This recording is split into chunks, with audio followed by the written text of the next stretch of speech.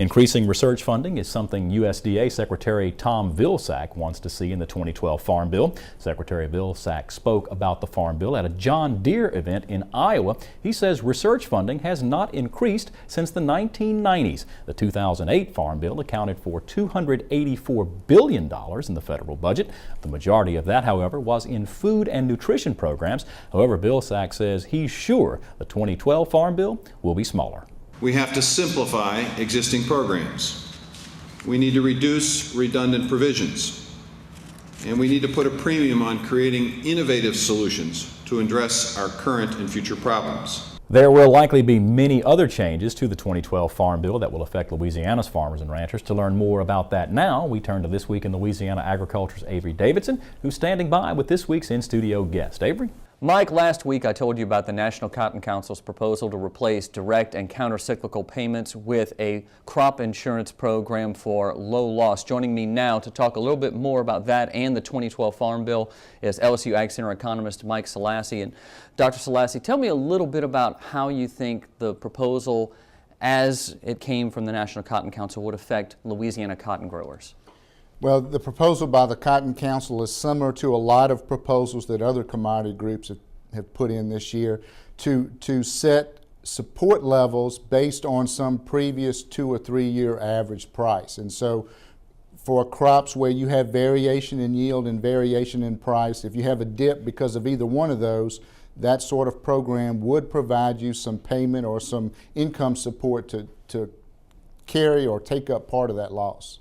And how much would a crop insurance program like that cost? I mean, this is a proposal that's supposed to be helping trim the budget. Is there anyone have any numbers there? No, they really don't, and that's one of the issues. In traditional crop insurance, the basic catastrophic coverage is relatively cheap. If you buy up to a higher percentage of coverage, you know, you're looking at $30, $40, or $50 an acre. And because this is really a major change in basic federal farm program support, people don't really know what these premiums are going to cost growers. They say it may be within this range. They don't know what percent of that the government is going to subsidize, so it's really uncertain. Not so much how the programs will work, but what it's going to cost the grower and the government, really. Let's go ahead and pretend that you're the one who's in charge of all of this for a moment.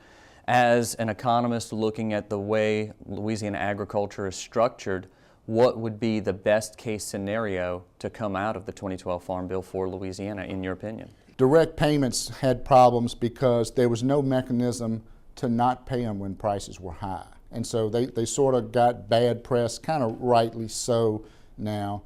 The types of programs, these insurance types or shallow loss programs, will work well. One of the things that concerns me is that we're writing a farm bill with historically high commodity prices. And people tend to think if prices are high, they're going to stay high.